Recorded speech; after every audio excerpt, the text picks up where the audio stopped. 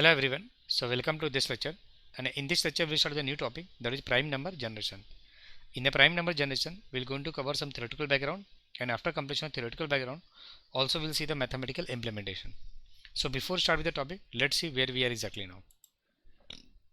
Since we are already aware with this tree structure, where the whole modular arithmetic chapter are categorized into the 4 exercises, and where every exercise has the several types, like exercise number 1 is the 4 type problem, 2 has a 4 type problem, 3 has a 4 type problem, and exercise 4 is also having the 4 type of problem. And already we have covered up to the exercise number 3. So now in this lecture we're going to start with exercise number 4, and where we're going to start with the first type, that is a prime number generation. So we are exactly here, right? So in this lecture we're going to cover all the theoretical background and algorithm part of prime number generation. Then after the completion of this lecture, in the coming lecture we're going to see the mathematical implementation. So first we'll start the definition of prime number. This definition is very simple. Hope already you know. Still I am repeating again.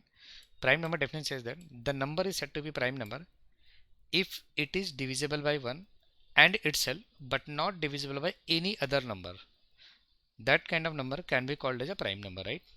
So that can be explained with example as well.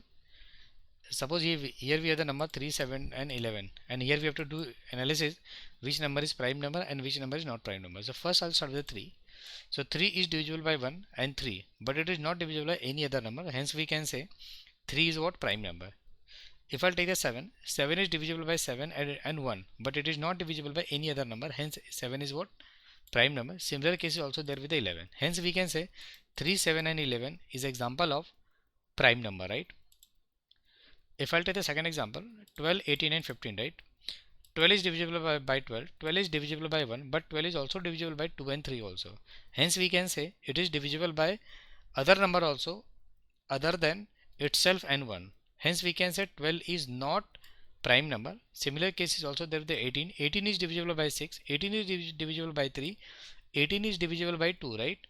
So it is divisible by other number also other than 1 and 18, right? Hence we can say it is not a prime number. Similar case is also there with the number 15.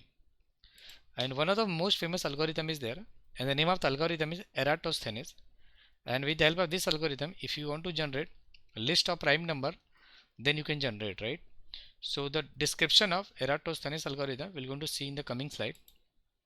In this slide we're going to see the Eratosthenes algorithm, and with the help of this algorithm you can generate how many prime numbers are there in the given list that you can identify. So at this step what we have to do, suppose you want to generate how many prime numbers are there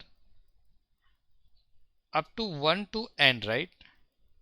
So in that particular case what you can do, sequentially write down all the integer from 1 to n. For example, here we can say, suppose I want to generate how many prime numbers are there from 1 to 30. So at the step number 1, here we'll list down all the number from 1 to 30. So step number 1 is, I hope this thing is very clear to you now. Again I'm reading this statement. Sequentially write down all the integer from 1 to n.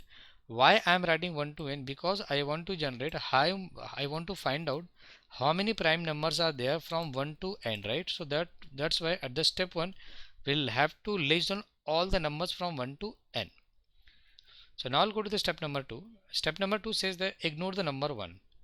So for the first number is 1 in the sequence, so you will have to ignore the 1 because 1 is neither prime number nor non-prime number. So here you will have to ignore 1. Now I'll go to the step number 3. At the step number 3 what we'll do, we'll find the next number. So next 1 has been ignored, and after the 1 the next number is 2 only, right? That is 2 is a prime number. Since we know that 2 is a prime number, so 2 will be selected, and after that what we'll do, here all the number which are divisible by 2 and more than 2, all those numbers will be discarded and the remaining number will be retained in the table. I hope this statement is very clear to you now. Again I am reading what the step number 3 is saying. Find the next number, that is a 2, because after ignoring 1 next number is 2 only, right? Is a prime number. So since already we know that 2 is a prime number, so retain it in the table and cross out all the number more than 2 and which are divisible by 2. Hope this step is very clear to you now. Now see the step number 4. Step number 4 says that find the next smallest number. So next smallest number will be 3 only, right? and 3 is also prime number. So we'll retain that 3 in a table, and after that all those number that are divisible by 3 and more than 3 will be discarded, and the remaining numbers will be maintained in the table only. So this is the completion of the step number 4. Now I'll go to the step number 5. It is saying that find the next smallest number. So next smallest number will be 5 only. So what we'll do now after that, we'll discard all the number which is more than 5 and divisible by 5, and the remaining number will be maintained in the table only. Now I'll go to the step number 6. Step number 6 is saying continue until you have crossed all the numbers divisible by square root of n. Hope the step is very clear to you now.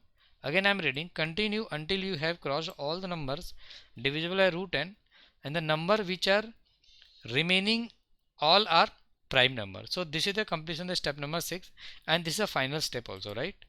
I hope you understood this steps of Eratosthenes algorithm, and there might be the case you may not understand some of the step in this particular case, but don't worry, whenever I'll come to the next lecture, over there we're going to see the mathematical implementation and you will going to understand each and everything.